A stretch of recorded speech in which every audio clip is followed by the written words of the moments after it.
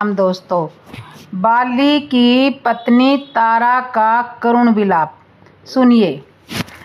तो राम जी के हाथों बाली का वध किया गया। यह समाचार सुनकर बाली की पत्नी तारा करुण विलाप करते हुए आती है। बाल बिखरे हुए हैं, देह की सुध नहीं है, नाना प्रकार से विलाप करती है। भगवान श्री राम जी उन्हें प्रकृति के नियम, जीवन मरण और यश अपयश, ज्ञान भक्ति की बातें करके उन्हें सत्वावना देते हैं। तारा विकल देही रघुराया। भगवान के द्वारा ज्ञान प्राप्त होने पर तारा रानी भगवान के चरणों में गिर गई और भक्ति का वरदान मांग लिया।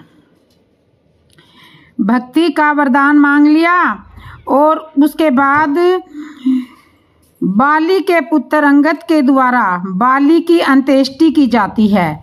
इसके पश्चात भगवान श्री राम जी, लक्ष्मण जी, हनुमान जी को सुग्रीव जी के साथ किष्किंधापुरी नगर में उनके राज्याभिषेक के लिए भेजते हैं। सब लोग आज्ञा पा करके जाते हैं, लेकिन राम जी नहीं जाते। राम जी को अपने पिता की आज्ञा का पालन करना था, उनको किसी नगर में नहीं जाना था। एक अद्भुत बात यह रही थी कि श्री राम जी ने हनुमान जी और लक्ष्मण जी को बुला करके कुछ समझाया, किंतु क्या समझाया यह बात सुग्रीव जी को भी नहीं मालूम थी, क्योंकि श्री राम जी को अपना अयोध्या के राज तिलक का स्मरण हो गया था। उन्हें मालूम था कि राज्याभिषेक से पहले घोषणा करना ठीक नहीं है, इसलिए राम जी ने सबकी उपस्थिति में पहले से यह घोषणा नहीं की, केवल हनुमान जी और लक्ष्मण जी को समझाकर भेजा था। और जब सुग्रीव जी को राजा बनाया गया, तब बाली के पुत्र अंगद को युवराज का पद दिया गया। लक्ष्मण तुरंत बोला, हे पुरुजन विप्र समाज। राम जी ने लक्ष्मण जी की और हनुमान जी को बुलाकर यही समझाया था कि युवराज पद अंगद को देना है। अंगद जी को समय यह नहीं मालूम था कि मुझे युवराज का पद दिया जाएगा। श्री राम जी जानते हैं, पहले यदि घोषणा कर दी जाती है तो हो सकता है अंगद को युवराज बनाने पर किसी को आपत्ति हो जाए। जैसे ही राजा दशरथ जी द्वारा राम जी के राज तिलक की घोषणा पहले कर दी गई थी तो विरोध खड़ा हो गया था, इसलिए भगवान ने पहले घोषणा नहीं की। भगवान श्री राम ने सुग्रीव जी को तुरंत बुलाकर राजनैतिक शिक्षा दी। भगवान ने सुग्रीव को समझाया, मैं 14 वर्ष तक नगर में नहीं जाऊंगा, वर्षा ऋतु आ गई है, मैं यहीं पर्वत पर रहूंगा। तुम अंगद सहित राज्य करो और मेरे कार्य का स्मरण याद रखना,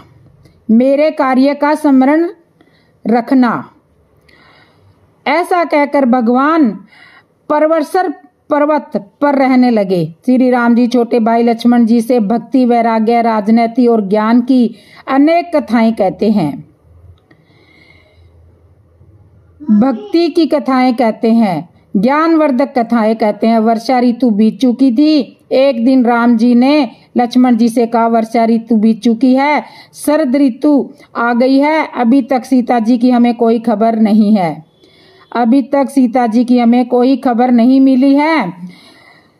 तो इस तरह भगवान श्री राम जी मन ही मन बहुत दुखी होने लगे। हमारे मित्र सुग्रीव ने भी हमें भुला दिया है, हमारे कार्य का उन्हें याद ही नहीं है। 4 महीने में एक बार भी आकर उन्होंने हमारी खबर नहीं ली है। सत्ता पाकर भोग विलास में डूब चुके हैं।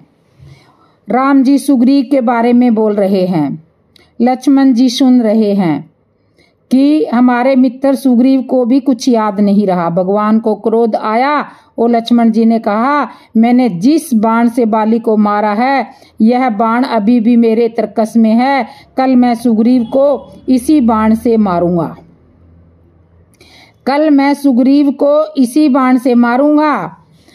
इस तरह से लक्ष्मण जी गुस्से में आकर कहते हैं। राम जी की बातें सुनकर लक्ष्मण जी मुस्कुराने लगे। इस तरह से राम जी गुस्से में आकर के कहते हैं और राम जी की बातें सुनकर लक्ष्मण जी मुस्कुराकर कहने लगे, राम जी राम जी ने कहा, लक्ष्मण मुझे क्रोध आ रहा है और तुम हंस रहे हो, क्या बात है? लक्ष्मण जी ने कहा, प्रभु मुझे इस बात की खुशी है कि कम से कम तुम्हें क्रोध तो आया। आपको क्रोध करना आता ही कहाँ है। मैं हंस इसलिए रहा हूं कि क्रोध आया आवश्यक, किंतु आपको क्रोध करना आता नहीं है। राम जी ने कहा, क्रोध करना क्यों नहीं आता? मैं क्रोध ही तो कर रहा हूं। लक्ष्मण जी ने कहा, पर क्रोध क्या आपको वास्तविक रूप में क्रोध आ रहा है? राम जी ने कहा, हाँ लक्ष्मण, क्रोध आ रहा है। लक्ष्मण जी बोले, क्रोध का रूप यह नहीं होता। आप सुग्रीव को मारने की बात कह रहे हो, आपको क्रोध आ जा रहा है और सुग्रीव को मारोगे कल। क्रोध में ऐसा नहीं होता प्रभु। अब आप मेरा क्रोध देखिए। आज की बात को कल पर नहीं छोड़ना चाहिए। मैं आज ही जाता हूँ और सुग्रीव का काम खत्म कर देता हूँ। लक्ष्मण जी की बातें सुनकर राम जी डर गए। कहने लगे, नहीं नहीं लक्ष्मण, ऐसा नहीं करना है। यह मेरा मित्र है। मेरे कहने का अभिप्राय यह नहीं है कि यदि मनुष्य को क्रोध आता है तो उसे कल पर छोड़ देना चाहिए, मेरा ये कहना है। और जहाँ प्रेम, ज्ञान, भक्ति, भजन की बात आती है उसे आज ही कर लेनी चाहिए, कल पर नहीं छोड़ना चाहिए। तुम जाओ, किंतु सुग्रीव जी को मारना नहीं है। क्रोध तो उसी तरह करना है जिस तरह मैं कर रहा हूँ, किंतु उसे भय दिखाकर साथ में लेकर आ जाना।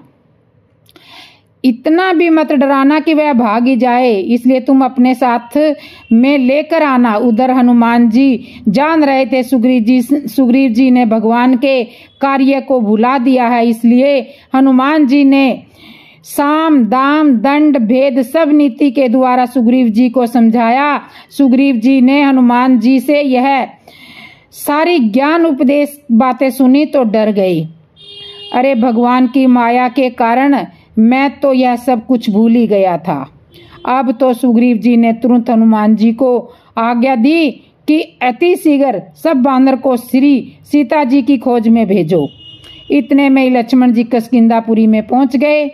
हनुमान जी को मालूम पड़ा लक्ष्मण जी क्रोध आतुर होकर आ रहे हैं। अब सुग्रीव जी की खैर नहीं है।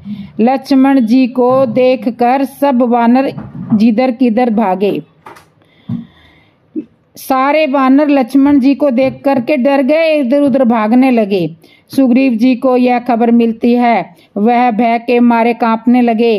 तारा रानी से कहते हैं, तुम जाकर लक्ष्मण जी का क्रोध शांत करो, क्योंकि राम जी ने ज्ञान का उपदेश तुम्हें ही दिया था। मेरा ज्ञान तो राज्य पाने के बाद चला गया, किंतु तुम्हारा ज्ञान तो अभी होगा।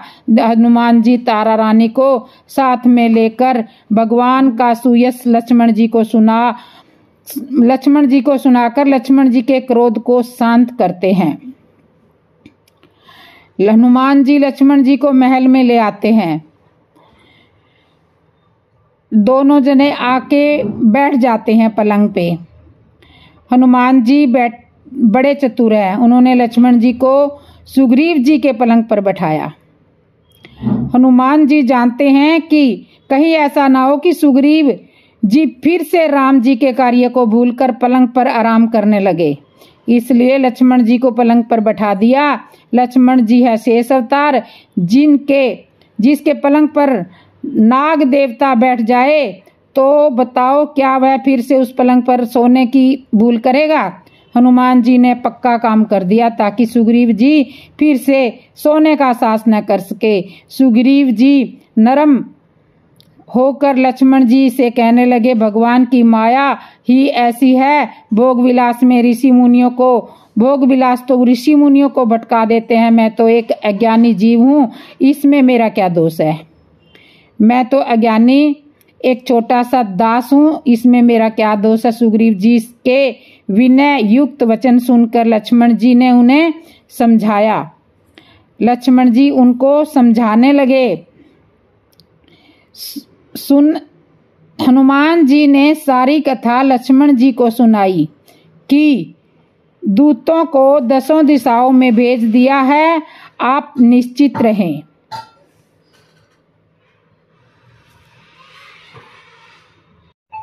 लक्ष्मण जी सुग्रीव जी को साथ में लेकर के राम जी के पास में आए। हर्षी चले सुग्रीव तब अंगत ही कपि साथ। गोस्वामी तुलसीदास जी ने कहीं कहीं पर सुग्रीव जी के स्थान पर कपि शब्द का प्रयोग किया है। कपि मतलब बंदर। यह हमारा मन भी बंदर के समान है। जिस तरह बंदर एक स्थान पर अधिक देर तक नहीं टिक पाता, उसी तरह हमारा मन भी बड़ा चंचल है, स्थिर नहीं रह पाता, भूल को स्वीकार नहीं कर पाता, अपनी भूल और अपनी गलती का जिम्मेदार किसी और को ठहराता है। सुग्रीव जी की यही दशा है। सुग्रीव जी कहने लगे, प्रभु मुझे क्षमा करना, आपकी माया बड़ी प्रबल है। भूलना और स्मरण रखना यह सब आपकी माया का ही प्रभाव है। आपकी माया ने ही मुझे अपने वचनों को भूलने पर विवश किया है। जब आपकी कृपा होती है तब ही यह आपकी माया पीछा छोड़ती है। भगवान ने श्री सुग्रीव जी को अपना लिया। भगवान ने श्री सुग्रीव जी को अपना लिया। क्या कारण है? आकर क्षमा मांग ली। श्री तुलसीदास जी का कहना यही है कि सुग्रीव जी को अपना लिया, इसमें कारण मत ढूंढो, क्योंकि भगवान अकारण करुणा करने वाले हैं। इसलिए और श्री हनुमान जी ने क्या कहा? जो व्यक्ति दीन दुखियों को पहचानता है उन्हें श्री राम अभिमुक्त कर देते हैं। ऐसों को उदार जग माही। भगवान ने सुग्रीव जी को हृदय से लगा लिया। सुग्रीव जी कहते हैं कि प्रभु आपकी माया अतिशय प्रबल है। भगवान ने कहा, कोई बात नहीं मित्र, आप अब भी हमारे कार्य का शुभारंभ करो। अब आप प्रयास करो ताकि श्री सीता जी की खबर अति शीघ्र मिल जाए। सुग्रीव जी बोले, प्रभु आप चिंता ना करो, मैं आज ही अपनी वानर सेना को श्री सीता जी की खोज के लिए भेजता हूँ। सुग्रीव जी ने आदेश दिया और सारी वानर सेना इकट्ठी हो गई। जामवत, अंगत, नल, नील और अनेक वानर वीर योद्धा आज्ञा का पालन करने को तैयार हो गए। सीता जी की खोज किस तरह से करना है, कहाँ कहाँ खोजना है, यह सब निर्देश सुग्रीव जी ने दिए और 1 ही महीने की अवधि का सारा वानरों को समय दिया गया। 1 महीने के अंदर अंदर सीता जी को ढूंढ निकालना है। सभी ने सुग्रीव जी की यह बात स्वीकार की। सुग्रीव जी ने इतना भी कहा कि यदि 1 महीने में श्री सीता जी का पता नहीं लगा पाओगे तो लौटकर मत आना, अन्यथा प्राण दंड दिया जाएगा, तुम्हें मार दिया जाएगा। सभी मुख्य वानरों को उपदेश दिया गया कि सीता जी की खोज के लिए दक्षिण दिशा की ओर जाओ। श्री हनुमान जी संग है। अब कितना अद्भुत संकेत है हनुमान जी, कितना अद्भुत संकेत है।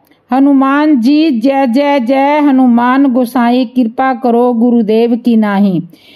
श्री हनुमान जी संग है।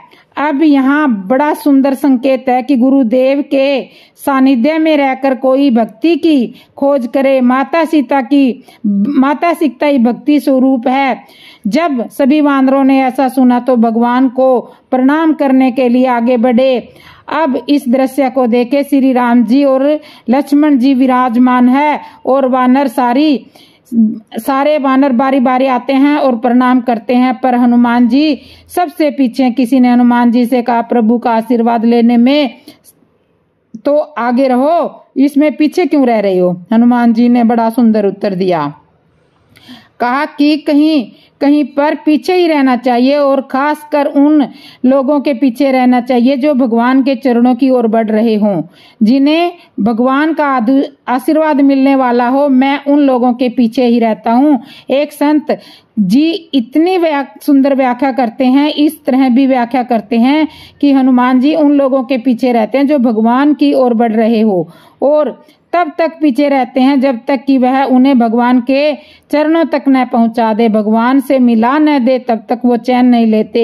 हनुमान जी भगवान के ऐसे भक्त हैं कि अनुकूल परिस्थिति में सबको आगे रहने का अवसर देते हैं, और जहां पर स्थिति प्रतिकूल होती है, जहां कठिनाई का सामना करना होता है, वहां समय आगे होते हैं।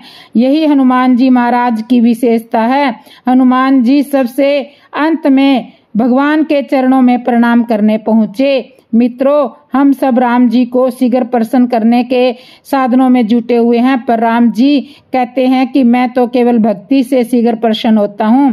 भक्ति में भगवान को अपना मन दे देना चाहिए। अपना मन छोड़ना होता है। यदि हम अपना मान और मन दोनों राम जी को दे दें तो राम भक्ति हमें मिल जाएगी और हम सुखी हो जाएंगे। अस्तु भक्ति पाने के लिए मान छोड़कर अपना मन राम जी को समर्पित करें, राम जी के चरणों में लगाएं। जब हनुमान जी ज्ञान, वैराग्य, भक्ति आदि के बारे में उनसे पूछते हैं, राम जी कहते हैं कि धर्माचरण में वैराग्य तथा योग से ज्ञान प्राप्त होता है तथा ज्ञान मोक्ष देने वाला होता है, परंतु लक्ष्मण, जिससे मैं शीघ्र प्रसन्न होता हूँ वह मेरी भक्ति है जो भक्तों को सुख देने वाली है। मित्रों, आप सभी जानते हैं, आपने रामचरितमानस में भी पढ़ा होगा और तुलसी बाबा जी भी कहते हैं कि श्री सीता जी अपने मन में श्री राम जी के संग आई है, पर अग्नि में प्रवेश किया वह तो राम जी के ही मन से। किसी ने कहा, श्री जानकी जी, आप राम जी की इच्छा से अग्नि में प्रवेश कर रही हो तो अग्नि जलाएगी नहीं। श्री सीता जी बोली, अगर मैं प्रवेश कर रही होती तो जिम्मेवारी मेरी थी, पर भगवान कह रहे हैं अग्नि में प्रवेश करो तो जिम्मेवारी उनकी है। मेरे लिए अग्नि शीतल हो जाएगी। किसी ने कहा शीतल हो जाएगी, माता ने कहा हाँ वो शीतल जरूर हो जाएगी। कहा एक काम करूंगी, शीतलता का जन्म कहाँ से हुआ है? तो पूछा शीतलता का जन्म। सीता बोली कि गंगा जी से अधिक शीतल जल कहाँ है और फिर गंगा जी का जन्म कहाँ से हुआ है? जटा शंकर नाम पयो है, त्रिभुवन तारन आई। राम जी के चरणों में गंगा जी का जन्म हुआ है। तो मित्रों सोचिए, जब गंगा जी इतनी शीतल है तो राम जी के चरण कितने शीतल होंगे। तो श्री जानकी जी ने जब अग्नि में प्रवेश किया तो किसका स्मरण किया? श्री राम जी के चरणों का स्मरण किया। जब मनुष्य निर्विकार एवं निर्भर होगा तभी जीव की ईश्वर से मित्रता होगी। इसमें सुग्रीव और राम अर्थात जीव और ईश्वर की मंत्री का वर्णन है, मित्रता का वर्णन है। जब जीव सुग्रीव की भांति हनुमान अर्थात ब्रह्मचार्य का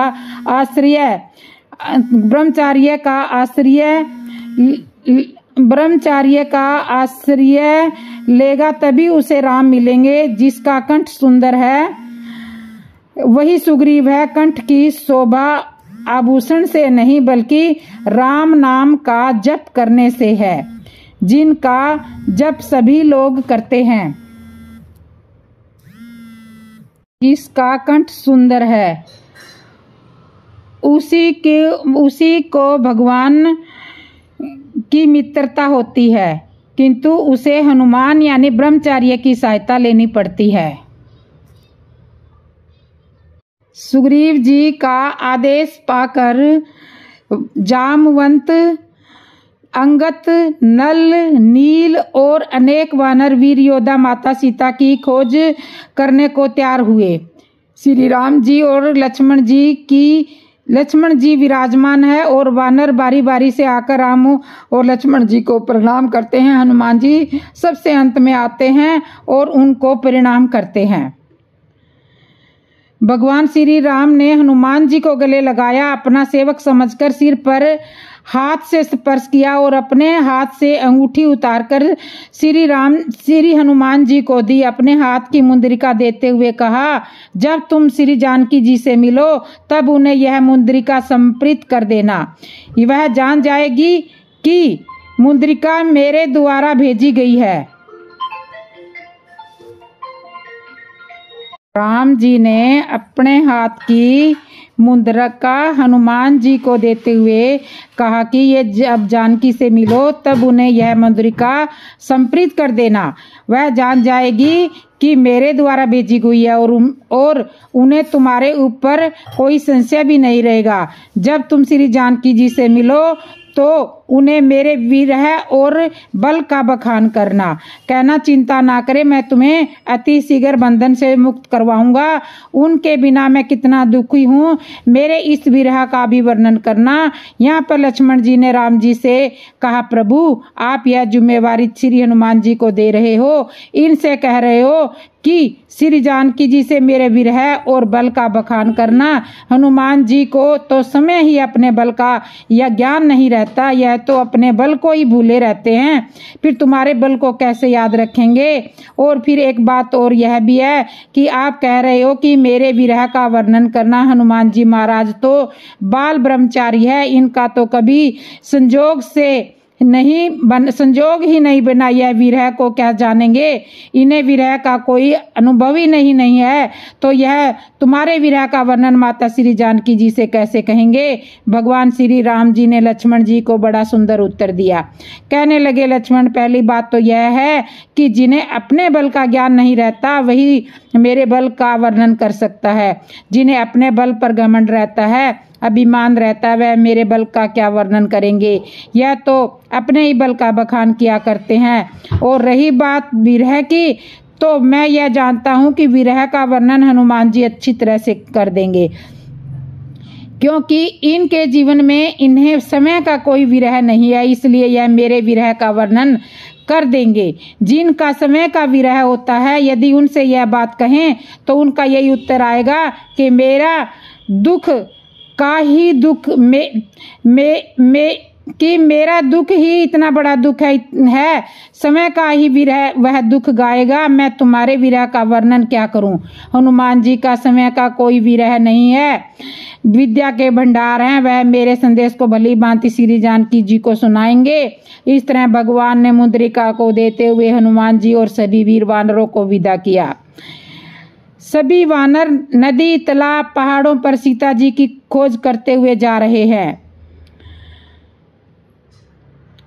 राम जी से आज्ञा लेकर सब बांदर भालू सब सीता जी की खोज में वन वन भटक रहे हैं। किसी को श्री सीता जी का पता नहीं लगा। सभी वानर भूख प्यास के मारे व्याकुल हो रहे हैं, किंतु हनुमान जी को भूख प्यास ने विचलित नहीं किया, क्योंकि हनुमान जी ने राम जी को दी हुई मुद्रिका अपने मुख में रख ली थी। किसी ने हनुमान जी से पूछा कि तुम तो बुद्धिमान हो, फिर क्या तुम्हें यह नहीं मालूम क्या मुद्रिका कोई मुख में रखने की वस्तु है। हनुमान जी ने कहा, मुद्रिका तो मुख में रखने की वस्तु नहीं है, किंतु इस मुद्रिका पर जो राम नाम लिखा है वह मुख में रखने का ही तो चीज है। और जिसने सच्चे भाव से राम नाम को अपने मुख में रख लिया हो, फिर उसे संसार की किसी भी प्रकार की प्राकृतिक पीड़ा नहीं हो सकती।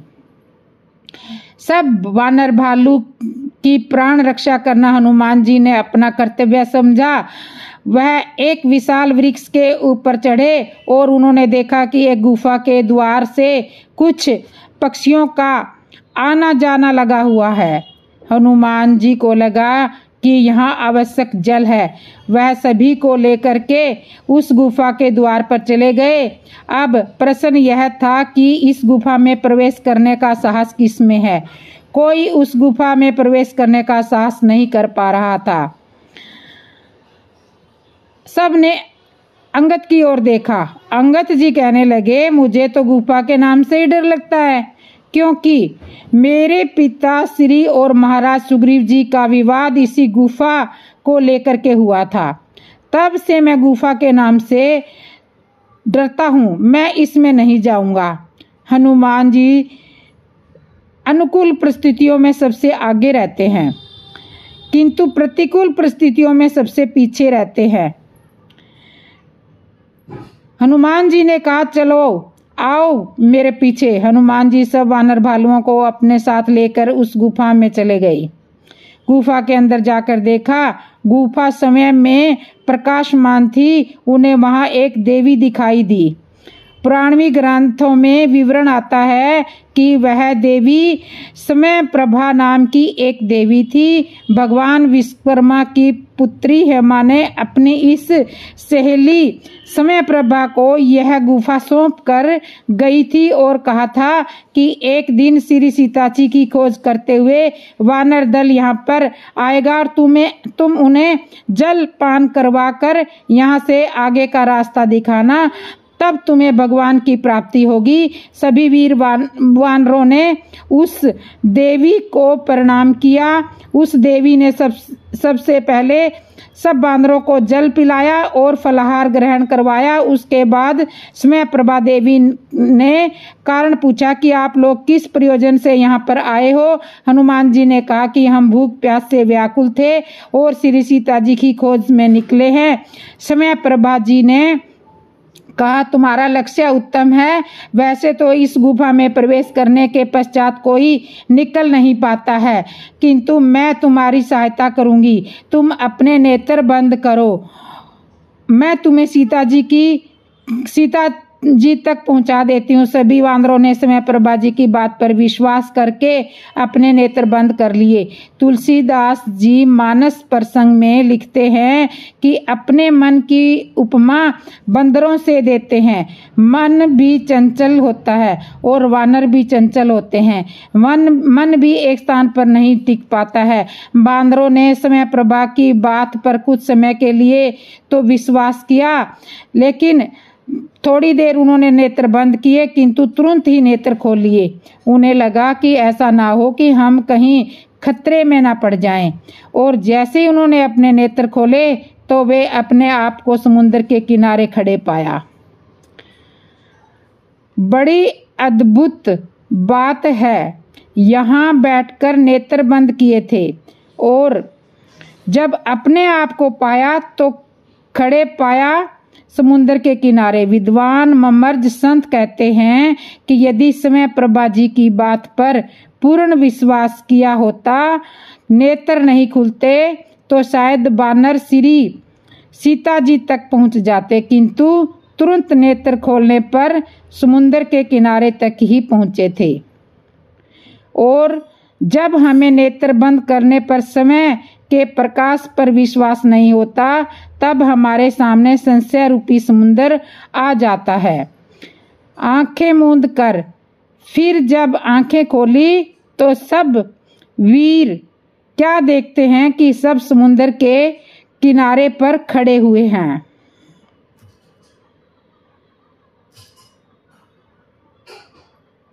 राम जी से आज्ञा लेकर सब बंदर भालू सब सीता की खोज में वन वन भटक रहे हैं।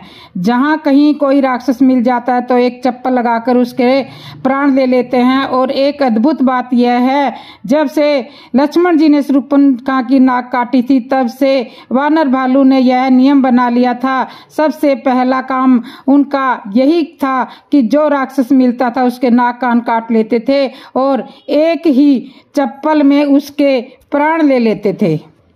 एक ही चप्पत में उसके प्राण ले लेते थे।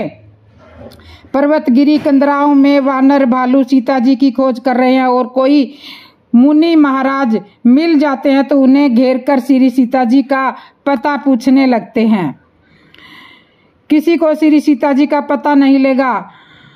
एक गुफा में उन्होंने देवी समय प्रभा के दर्शन किए और हनुमान जी ने समय प्रभु का पता के समय प्रभु ने आंखें बंद करवा के उनको समुद्र के किनारे छोड़ दिया।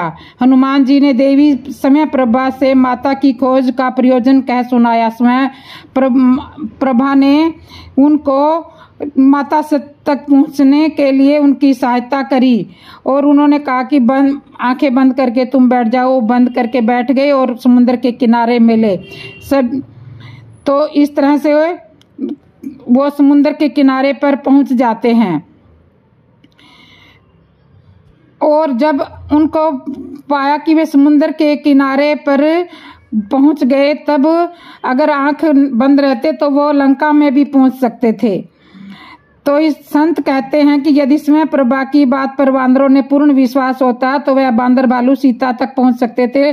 संतों के द्वारा यह संदेश हमारे लिए भी दिया गया है कि नेत्र बंद करके ध्यान अवस्था में बैठने से भगवान भक्ति प्राप्त हो जाती है, किंतु हमें नेत्र बंद करने पर स्वयं प्रभा के प्रकाश पर विश्वास नहीं हुआ था। ध्यान व स्थिति में जो प्रकाश पुंज दिखाई देता है उस प्रकाश पुंज को ईश्वर का स्वरूप मान लिया जाए, उस पर पूर्ण विश्वास कर लिया जाए तो जीव का कल्याण हो जाता है। बांदरों को आगे का मार्ग बताकर देवी भगवान के समक्ष पहुंची। भगवान की आज्ञा पाकर भगवान के चरणों का ध्यान धरकर वह बंदरिका आश्रम में चली गई। देवी स्वयं प्रभा जी की भक्ति से सभी बांदर सेना समुद्र के किनारे आकर के खड़ी हो गई। अब सबके सामने यह संकट था कि अब इससे आगे का मार्ग कैसे तय किया जाए। आगे तो विशाल समुद्र है, जल ही जल है। उस जंगल में बिना जल के मर रहे थे और अब लगता है कि जल में डूबकर मरेंगे। अंगत जी कहने लगे, अब तो आगे का कोई मार्ग हमें सूझता दिखाई नहीं दे रहा। समय बीतता जा रहा है, 1 महीने की अवधि पूर्ण होने में थोड़ा ही समय शेष रहा है। बिना सीता जी के समाचार लिए यदि हम वापस जाते हैं तो सुग्रीव जी हमें मार देंगे, और यदि समुद्र पार करते हैं तो समुद्र के जीव जंतु ही हमारे प्राण हर लेंगे। दोनों ही स्थिति में मृत्यु निश्चित है। किसी ने कहा कि सीता जी की खबर लिए बिना हम लौट कर नहीं जाएंगे। अब तो एक ही रास्ता बचा है कि समुद्र किनारे अनशन लगाकर देह का त्याग कर दिया जाए। अब बांदरों को यह वार्ता समुद्र के किनारे जटायु के भाई गिद्ध संपाति ने सुनी तो मन में बड़ा प्रसन्न हुआ। चलो, परमात्मा ने आज बहुत दिनों के बाद घर बैठे ही आहार भेज दिया है। बहुत दिनों से भूखा हूँ। यह बंदर भालू यहाँ बैठकर अपनी देह का त्याग करेंगे तो मुझे कहीं जाना नहीं पड़ेगा। आराम से मेरा भोजन यहीं से मैं प्राप्त कर लूंगा। भगवान ने सब दिन का आहार एक ही साथ मुझे दे दिया है। सब बांदरों ने जब संपाति के मुख से यह सुना तो वह आपस में विचार करने में लग गए। अब यह दूसरा संकट आ गया हमारे सामने, अब इससे कौन बचाएगा। अंगत जी सब बांदरों से कहने लगे, मैं तो विचार कर रहा था कि किष्किंधा में जाकर सुग्रीव जी के हाथों मारे जाएंगे, किंतु मौत तो यहीं आ गई। यह गिद्धराज हमें यहीं मार देगा। संपाति की बातें सुनकर अंगत जी ने कहा, जिसने राम जी के कार्य के लिए सीता जी की रक्षा के लिए अपने प्राण त्याग दिए और भगवान के धाम को गया और एक यह गिद्ध है जो सीता जी की खोज में जा रहे बांदरों से ही अपनी भूख का निपटारा करना चाह रहा है। संपाति ने जब बांदरों के मुख से जटायु का नाम सुना तो बड़ा दुखी हुआ। उनके समीप आकर के कहने लगा, आप सब कौन हो और जटायु को कैसे जानते हो? जटायु तो मेरा भाई था, क्या वह इस संसार में नहीं रहा? बांदरों ने संपाति द्वारा किए गए प्रश्न पर भयमुक्त होकर सारी कहानी संपाति को सुनाई। अपने भाई की इस तरह की मुक्ति सुनकर संपाति ने राम जी की महिमा का गुणगान किया। गिद्ध संपाति ने कहा, भाइयों, मैं तुम्हें किसी प्रकार की क्षति नहीं पहुंचाऊंगा, बल्कि मैं तुम्हारी सहायता ही करूंगा। जटायु मेरा ही भाई था, हम दोनों भाइयों में बड़ा प्रेम था। युवा अवस्था में एक समय उसने उड़ान भरी थी सूर्यदेव के निकट जाने की। हम दोनों उड़ते हुए सूर्यदेव के निकट पहुंचने वाले थे। सूर्यदेव की तपन से मेरा भाई जटायु सहन नहीं कर पाया, वह वापिस आ गया, किंतु मैं अभिमान के वशीभूत होकर ऊपर की ओर चला गया। तब मेरे सूर्य के तपन से पंख जल गए और मैं तब से यहीं से नीचे की ओर गिरा। तब चंद्रमा नाम के एक ऋषि को मुझ पर दया आ गई। उसने मुझे गोद में उठा लिया, मुझे आश्रय दिया, मेरा उपचार किया और मुझे बहुत प्रकार से ज्ञान समझाया। और उन्होंने कहा था कि एक दिन सीता जी की खोज करते हुए वानर सेना आएगी, तुम उन्हें श्री सीता जी का पता बताना, तब तुम्हारे पंख आ जाएंगे और तुम उड़ भी पाओगे। मुझे लगता है आज वह समय आ गया है। मुनि के द्वारा कही गई बात आज सत्य होती हुई दिखाई दे रही है। मैं उड़ने में समर्थ हूँ, तुम लोग मेरी सहायता करो, मुझे समुद्र के किनारे ले चलो। मैं अपने भाई को तिलांजलि देना चाहता हूँ, फिर मैं तुम्हें सीता जी का पता बताऊंगा। बांदरों ने संपाति की बातें मानकर उसे समुद्र के किनारे लाए। संपाति ने अपने भाई जटायु को तिलांजलि दी। फिर संपाति ने अपनी दृष्टि से सीता की देखा कि सीता लंका में शोक वाटिका में स्थित है। उन्होंने बानरों से कहा, मैं श्री सीता जी के दर्शन कर रहा हूँ, तुम्हारी दृष्टि अपार है। श्री सीता जी को मैं देख पा रहा हूँ। मैं उनके समाचार लेने के लिए केवल वही वीर जा सकता है जिसमें इस समुद्र को पार करने की क्षमता हो। संपाति इस तरह कहकर चले गए और श्राप मुक्त होते ही उसके पंख आ गए। संपाति इस तरह उसके पंख आ गए। तो दोस्तों, आगे की कथा मैं आपको अगली वीडियो में सुनाऊंगी। जब तक के कथा के लिए करते हैं विश्राम। आपको मेरी कथा कैसे लगी, अच्छी लगी हो तो कमेंट में बताना, और जिसने मेरे चैनल को सब्सक्राइब नहीं किया, सब्सक्राइब करना, लाइक करना, कमेंट करना और बेल आइकन बटन तो जरूर दबा लेना। बोलो जय श्री राम दोस्तों।